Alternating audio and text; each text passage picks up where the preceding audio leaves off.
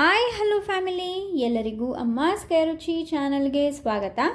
ಇವತ್ತಿನ ವಿಡಿಯೋನಲ್ಲಿ ತುಂಬ ಯೂನಿಕ್ ಆಗಿ ಎಗ್ ಲವರ್ಸ್ಗೋಸ್ಕರ ತುಂಬ ಡಿಫ್ರೆಂಟ್ ಆಗಿರುವಂತಹ ಎಗ್ ಕ್ಯಾರೆಟ್ ರೈಸ್ ರೆಸಿಪಿನ ತೋರಿಸ್ಕೊಂಡು ಕೊಡ್ತಾ ಇದ್ದೀವಿ.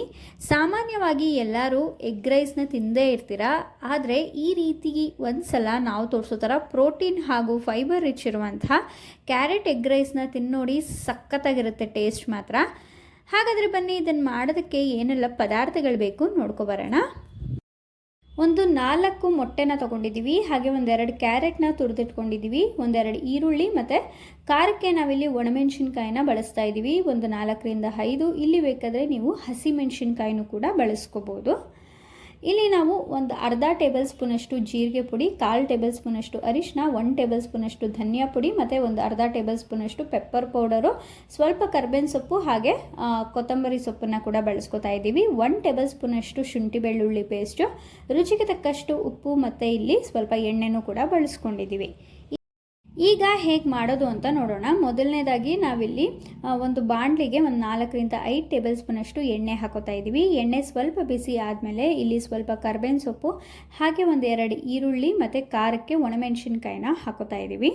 ಈ ಒಂದು ರೆಸಿಪಿಗೆ ನಾವು ಖಾರಕ್ಕೆ ಖಾರದ ಪುಡಿ ಬಳಸಿಲ್ಲ, ಆದ್ದರಿಂದ ಒಣಮೆಣಸಿನ್ಕಾಯಿನ ಒಂದು 3ರಿಂದ 4 ಅಥವಾ 4ರಿಂದ 5 ಹಾಕ್ಕೊಂಡಿದ್ದೀವಿ. ಹಸಿಮೆಣಸಿನ್ಕಾಯಿ ಇಷ್ಟಪಡೋರು ಬೇಕಾದ್ರೆ ಖಾರಕ್ಕೆ ನೀವು ಹಸಿಮೆಣಸಿನ್ಕಾಯಿನೂ ಕೂಡ ಹಾಕೋಬೋದು, ತುಂಬ ಚೆನ್ನಾಗಿರುತ್ತೆ. ಈಗ ನಾವು ಈರುಳ್ಳಿನ ಆದಷ್ಟು ಎಣ್ಣೆಲಿ ಚೆನ್ನಾಗಿ ಫ್ರೈ ಮಾಡ್ಕೋತಾ ಇದ್ದೀವಿ. ಸ್ವಲ್ಪ ಕಲರ್ ಚೇಂಜ್ ಆಗೋವರೆಗೂ ಕೂಡ ಚೆನ್ನಾಗಿ ಫ್ರೈ ಮಾಡಿಕೊಂಡು ಇಲ್ಲಿ ನಾವು 1 ಟೇಬಲ್ ಸ್ಪೂನಷ್ಟು ಶುಂಠಿ ಬೆಳ್ಳುಳ್ಳಿ ಪೇಸ್ಟ್ನ ಹಾಕೋತಾ ಇದ್ದೀವಿ. ಶುಂಠಿ ಬೆಳ್ಳುಳ್ಳಿ ಪೇಸ್ಟು ಸ್ವಲ್ಪ ಹಸಿ ವಾಸನೆ ಹೋಗೋವರೆಗೂ ಕೂಡ ಚೆನ್ನಾಗಿ ಫ್ರೈ ಮಾಡ್ಕೊಳ್ಳಿ ಎಣ್ಣೆಯಲ್ಲಿ. ಅದಾದಮೇಲೆ ಒಂದೆರಡು ಕ್ಯಾರೆಟು ತುರಿದಿಟ್ಕೊಂಡಿರೋದನ್ನ ಹಾಕೋತಾ ಇದ್ದೀವಿ. ಕ್ಯಾರೆಟ್ ಹಾಕ್ಕೊಂಡು ಚೆನ್ನಾಗಿ ಫ್ರೈ ಮಾಡ್ಕೋಬೇಕು. ಕ್ಯಾರೆಟು ಸ್ವಲ್ಪ ಬೇಯೋವರೆಗೂ ಕೂಡ ಆದಷ್ಟು ಚೆನ್ನಾಗಿ ಫ್ರೈ ಮಾಡ್ಕೊಳ್ಳಿ. ಬೇಯಿಸೋಕ್ಕೆ ನೀವು ನೀರೇನು ಹಾಕೋ ಅವಶ್ಯಕತೆ ಇಲ್ಲ, ಯಾಕಂದರೆ ನಾವು ತುರಿದು ಹಾಕಿರೋದ್ರಿಂದ ಚೆನ್ನಾಗಿ ಎಣ್ಣೆಲಿ ಫ್ರೈ ಮಾಡಿದ್ರೇ ಕೂಡ ಬೆಂದೋಗುತ್ತೆ. ಇದಕ್ಕೆ ಸ್ವಲ್ಪ ರುಚಿಗೆ ತಕ್ಕಷ್ಟು ಉಪ್ಪನ್ನು ಕೂಡ ಹಾಕೋತಾ ಇದ್ದೀವಿ. ಉಪ್ಪನ್ನು ನೀವು ನಿಮ್ಮ ರುಚಿಗೆ ಅನುಸಾರವಾಗಿ ನೋಡಿಕೊಂಡು ಹಾಕ್ಕೊಳ್ಳಿ. ಈಗ ಕ್ಯಾರೆಟು ಸ್ವಲ್ಪ ಚೆನ್ನಾಗಿ ಫ್ರೈ ಆದಮೇಲೆ ಇಲ್ಲಿ ನಾವು ಒಂದು 4 ಮೊಟ್ಟೆನ ಹಾಕೋತಾ ಇದ್ದೀವಿ. ನಾವು ಇಲ್ಲಿ ನಿಮಗೆ ಒಂದು 4 ಜನಕ್ಕೆ ಆಗೋಷ್ಟು ಕ್ವಾಂಟಿಟಿನಲ್ಲಿ ಮಾಡಿ ತೋರಿಸ್ತಾ ಇದ್ದೀವಿ.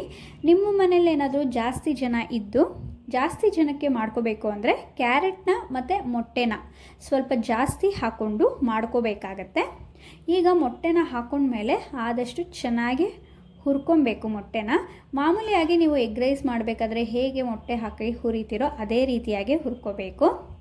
ಈಗ ಇದಕ್ಕೆ 1 ಟೇಬಲ್ ಸ್ಪೂನಷ್ಟು ಧನಿಯಾ ಪುಡಿ ಹಾಗೆ ಒಂದು ಅರ್ಧ ಟೇಬಲ್ ಸ್ಪೂನಷ್ಟು ಜೀರಿಗೆ ಪುಡಿ ಮತ್ತು ಒಂದು 1/4 ಟೇಬಲ್ ಸ್ಪೂನಷ್ಟು ಅರಿಶಿನ ಹಾಕೋತಾ ಇದ್ದೀವಿ. ಇಷ್ಟನ್ನು ಹಾಕ್ಕೊಂಡು ಇದನ್ನು ಚೆನ್ನಾಗಿ ಫ್ರೈ ಮಾಡ್ಕೊಳ್ಳಿ. ನೋಡಿ, ಈ ರೀತಿಯಾಗಿ ಮೊಟ್ಟೆನ ಚೆನ್ನಾಗಿ ಹುರ್ಕೊಂಡ್ಮೇಲೆ ಈಗ ನಾವು ರೈಸ್ನ ಹಾಕೋತಾ ಇದ್ದೀವಿ. ರೈಸ್ನ ನಾವು ಆಲ್ರೆಡಿ ರೆಡಿ ಮಾಡಿ ಇಟ್ಕೊಂಡಿದ್ದೋ ಅದನ್ನು ನಾವೀಗ ಹಾಕೋತಾ ಇದ್ದೀವಿ.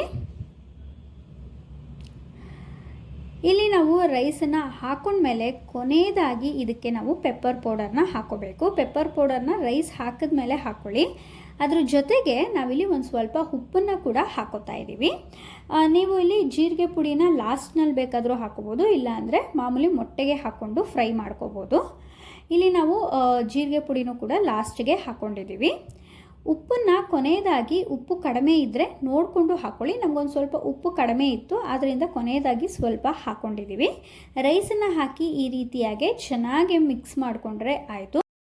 ತುಂಬ ರುಚಿಯಾಗಿರುವಂತಹ ಕ್ಯಾರೆಟ್ ಎಗ್ ರೈಸ್ ರೆಸಿಪಿ ರೆಡಿಯಾಗಿ ಹೋಗುತ್ತೆ. ಇದಂತೂ ಮಕ್ಕಳಿಗೆ ತುಂಬ ಇಷ್ಟ ಆಗುತ್ತೆ, ಹಾಗೆ ಬ್ಯಾಚುಲರ್ಸ್ಗೂ ಕೂಡ ತುಂಬ ಯೂಸ್ಫುಲ್ ಆಗುವಂಥ ರೆಸಿಪಿ ಇದು. ಒಂದ್ಸಲ ನೀವು ಕೂಡ ಟ್ರೈ ಮಾಡಿ ರೆಸಿಪಿ ಹೇಗೆ ಬಂತು ಅಂತ ನಮಗೆ ಕಮೆಂಟ್ ಮೂಲಕ ತಿಳಿಸೋದನ್ನ ಮರಿಬೇಡಿ. ಈ ಒಂದು ರೆಸಿಪಿ ನಿಮಗೆಲ್ಲ ಇಷ್ಟ ಆಗಿದೆ ಅಂತ ಭಾವಿಸ್ತೀನಿ. ಇಷ್ಟ ಆಗಿದ್ರೆ ಅಮ್ಮಾಸ್ ಕೈ ರುಚಿ ಚಾನಲ್ನ ಸಬ್ಸ್ಕ್ರೈಬ್ ಮಾಡ್ಕೊಳ್ಳಿ, ಹಾಗೆ ಲೈಕ್ ಶೇರ್ ಕಮೆಂಟ್ ಮಾಡೋದನ್ನ ಮರಿಬೇಡಿ. ನಿಮ್ಮ ಫ್ರೆಂಡ್ಸ್ ಆ್ಯಂಡ್ ಫ್ಯಾಮಿಲಿಯೊಂದಿಗೂ ಶೇರ್ ಮಾಡಿ ಅಂತ ಹೇಳ್ತಾ ಈ ಒಂದು ವಿಡಿಯೋ ನೋಡಿದ್ದಕ್ಕಾಗಿ ಎಲ್ಲರಿಗೂ ಧನ್ಯವಾದಗಳು.